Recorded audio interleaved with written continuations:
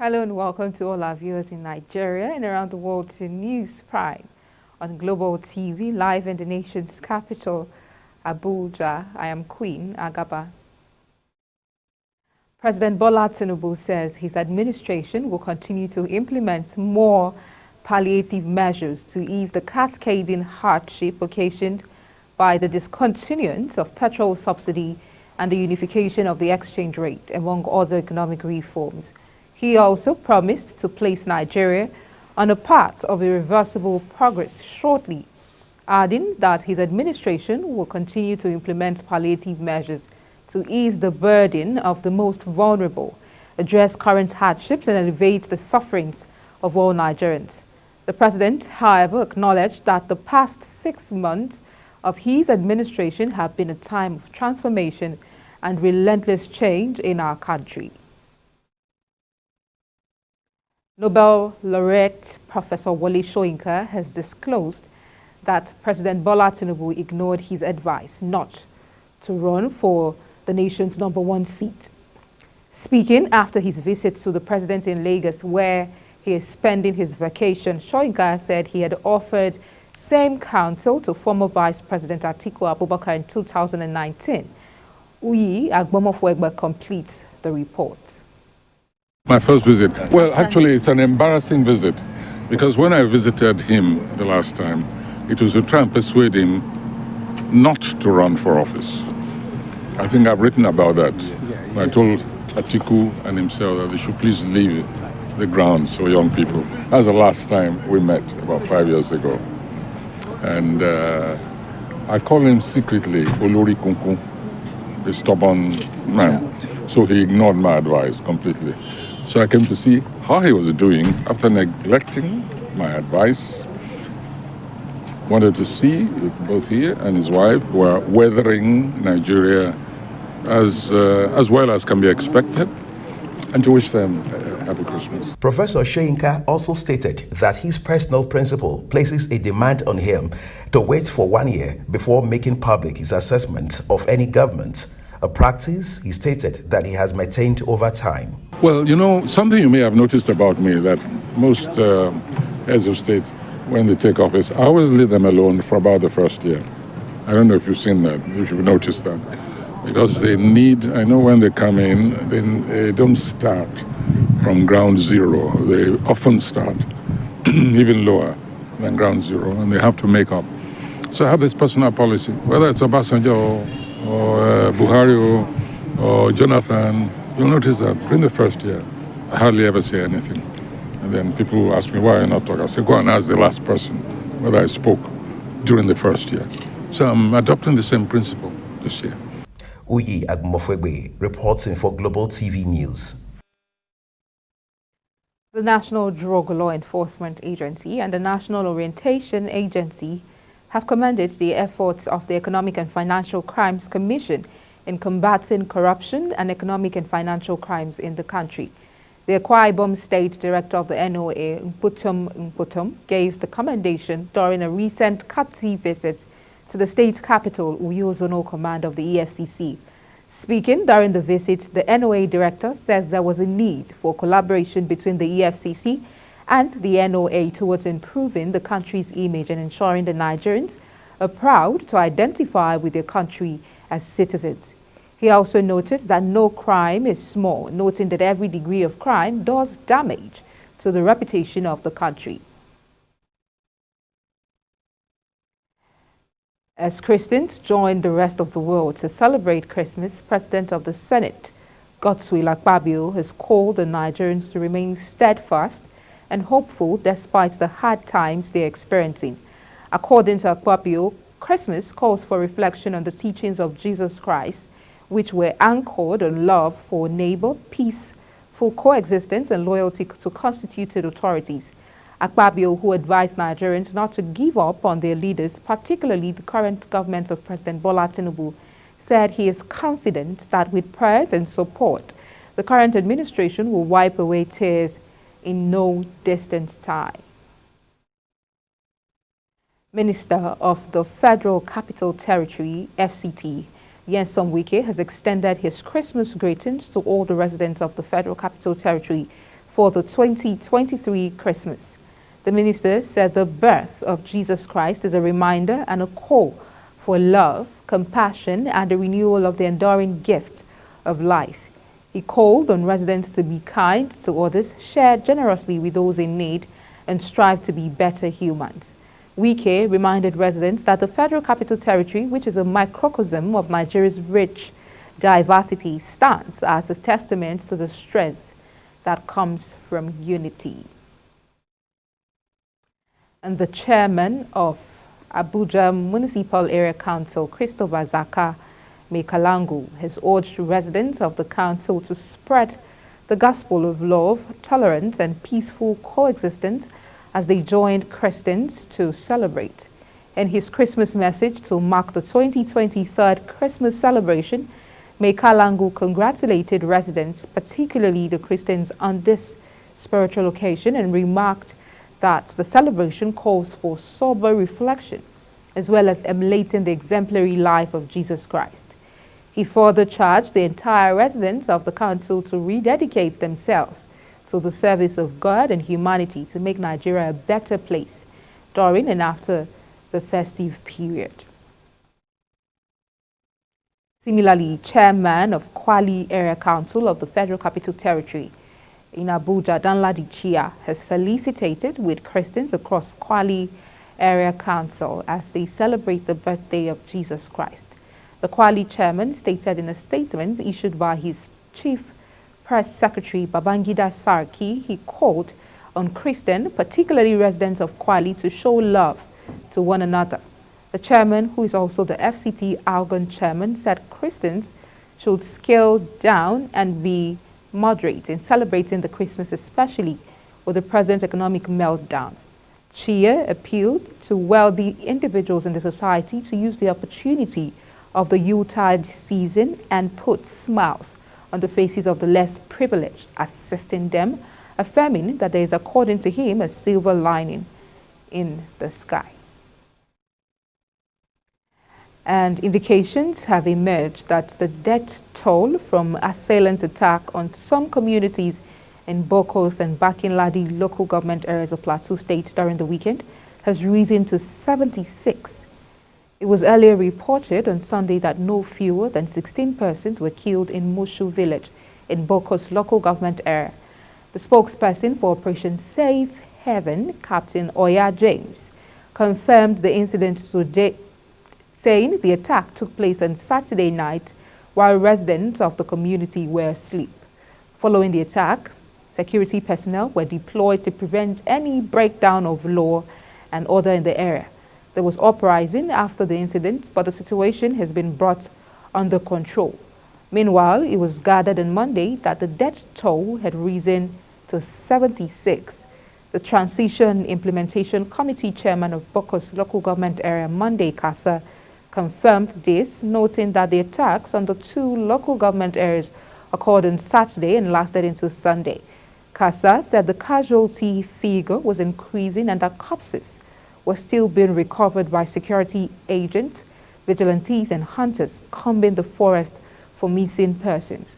The council boss noted that several houses were burnt by the assailants, who also went away with farm produce belonging to the residents. Meanwhile, Governor Caleb Mufwang condemned the attack, describing the attack as barbaric, brutal, and uncalled for. A statement by his Director of Press and Public Affairs, Gyang Bere, said the governor directed security agencies to promptly apprehend the perpetrators responsible for the heinous act and ensure they face the full wrath of the law. Bere said the governor expressed deep concerns over the incident, urging communities to remain vigilant and report suspicious activities to security forces for immediate action. Moving on, some poultry farmers in Buari Area Council of the Federal Capital Territory on Monday in Abuja decried the incessant rise in the cost of poultry feeds. They also groaned over low patronage and the sale of birds in the market. The farmers expressed their concerns and called on producers and suppliers to consider a reasonable intervention.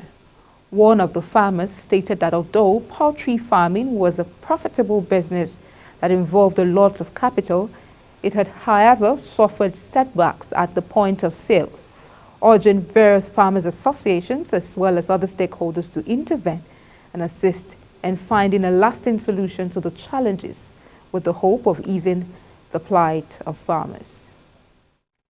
And Abia State Governor Alex Oti has urged Nigerians to exercise patience with the economic policies initiated by President Bola Tinubu, expressing optimism that positive changes are on the horizon. Speaking in Lagos on Sunday after paying a Christmas visit to the president, Governor Oti noted that the present administration inherited a challenging economic landscape. Uyi Agbomofuegbe has the rest of the story. He came in at a very difficult time when inflation was close to 30%. The debt, national debt, almost $40 billion. And then unemployment close to 33.3%. Then the management of the economy at that time was also a big challenge with almost 24 trillion naira printed, what is described as ways and means. So anyone that understands how the economy works will agree that it's a very difficult challenge. Governor Oti highlighted issues such as surging inflation, a substantial debt profile, and high unemployment rate that President Tinubu faced on taking office. He added that the president has been very courageous, unifying the exchange rates and removing fuel subsidy, which had become a scam and costing the nation a lot of money. One thing is that he has been very courageous, unifying the exchange rate and then removing petroleum subsidy, which actually had become a scam and costing us a lot of money. So those policies are good, but then they come with their negative sides. They come with challenges for an economy where over 60% of the population are living below the poverty line. So it's not going to be easy immediately, but I believe that if we are patient and if we go through the policies without compromising, that over time things will turn around. The Abia State Governor, however, stated that consistency in the manner in which government's policies are driven is key in turning the nation's tide around for the better. Uyi Agbomofuegbe, reporting for Global Television News. The deputy spokesman of the House of Representatives, Mr. Philip Agbese, has called the Nigerians to continue to pray for President Bola Tinubu and the National Assembly to enable them to succeed in the task of delivering services to the nation. Agbese, in a special message to mark Christmas, noted that the Bible teaches Christians to pray for people in authority at all times. In a statement on Monday to commemorate Christmas, Agbese added that the prayers of the people availeth much, adding that rather than murmuring, criticizing, or castigating the people in power, as Christians, we're taught to always pray for our leaders and people in positions of authority. And it is only when the leader has peace of mind that he can settle down for the business of governance and administration. The Nigerian Governors Forum, NGF, has countered claims that Crisis is rocking its secretariats over alleged financial misconduct. The NGF confirmed that the allegations of fraud raised by its Director of Media and Public Affairs, Abdulrazak Bakindo, are already being investigated by the police. The forum, in a statement by its Director Legal, Chijoke Chukwu, on Monday, described a letter attributed to Bakindo as inflammatory and misguided allegations. Bakindo, in the letter addressed to the forum's chairman and Kwara State Governor Abdulrahman Abdulrazak, alleged that the NGF is running an agenda contrary to that of improving the lives and livelihoods of the populace at the subnational level.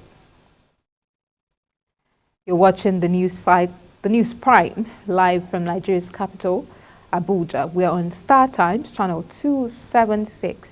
Kindly follow us on all social media platforms using @Global TV NG and other handles now showing on your screen. When the News Prime returns, oil revenue crashes by 289.6 billion naira as output falls. The news continues shortly with details of this and more stories right after this break. Please stay with us.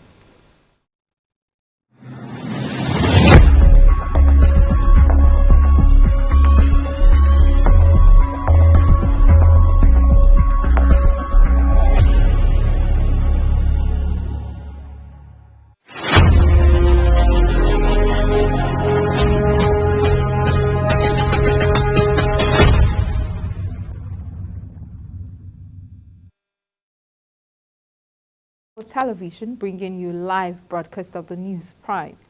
Thank you for staying with us.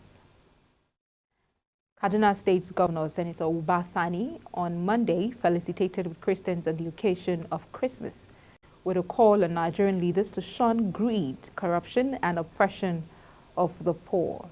The governor in a Christmas message urged Christians to use the festive period as a moment of sober reflection and imbibe the value of lesson of the season, and which includes charity, peace and kindness to mankind regardless of differences. He also said the state government was working in tandem with the federal government to mitigate the challenges of insecurity in the state.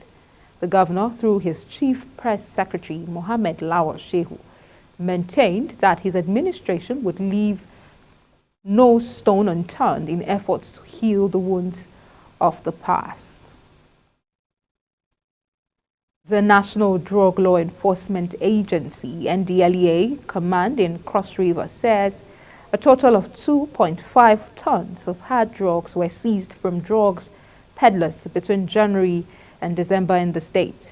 The state's commander, Rachel Umebwali, disclosed this in an interview in Calabar on Monday. Umebwali, who is also the commander of narcotics, disclosed that 223 suspects were arrested in connection with a seizure made in the year under review, while noting that the suspects included 22 females and 201 male. The commandant listed the seized hard drugs as cannabis, cocaine, heroin, methamphetamine, and psychotropics. On the foreign scene, at least a dozen schools in the provinces of Yala and Naratiwat have been forced to close, while footage from the region showed homes and shops inundated with murky brown waters and residents taking refuge on upper floors. Flood caused by intense rainfall have affected tens of thousands of people in Thailand's deep south. Officials said Monday, with some roads and railway lines forced to close. The heavy rains have also caused problems at sea, with at least 7 boats sunk in the Gulf of Thailand and Andaman Sea since Friday. And in business, Nigeria lost about 289.6 billion naira crude oil revenue in November 2023, following a plunge in the country's oil output last month, when compared to what it pumped in the preceding month of October. An analysis of the country's latest crude oil production figures obtained from the Nigerian Upstream Petroleum Regulatory Commission in Abuja showed that Nigeria produced 41,867,775 million barrels of crude, excluding condensates, in October, but this plunged to 37,508,971 barrels in November, representing a decline of 4,358,804 barrels when matched against what the country produced in October. The average price of Brent, the global benchmark for crude, in November 2023 was $82.94 per barrel, according to Country Economy, an international statistical firm. The Nigerian Liquefied Natural Gas Ship Management Limited has said that over 800 Nigerian seafarers are on board its international sea-going vessels. The managing director of NSML, Abdul Kadir Ahmed, said this in Lagos during the induction of 50 cadets sponsored by the Nigerian Maritime Administration and Safety Agency for the completion of their cadetship and award of Certificate of Competency. He added that the seafarers were trained to the best standard where they could compete with other seafarers in the world. In sports, Napoli striker Victor Osimhen has signed a new deal that runs until 2026 with the Italian club. The 24-year-old scored 26 Serie A goals in 32 appearances in 2022 to 2023 as he helped Napoli win their first league title in 33 years after joining from LOSC in September 2020 for a fee of 75 million euros with bonuses. With this new deal, his salary was significantly increased to 10 million euros each season after taxes. But more importantly, it would include a 130 million euros release clause that is only applicable to teams outside of Italy. Osimhen, who managed 31 goals in all competitions last season, was crowned the Italian Footballers Association Player of the Year earlier this month. He has so far netted 7 goals in the Italian league this season. He was also named as the African Footballer of the Year for 2023. The Blue Sharks have found themselves on a similar trajectory to the last edition in Cameroon, where they made it to the round of 16 as one of the 4 best-placed teams.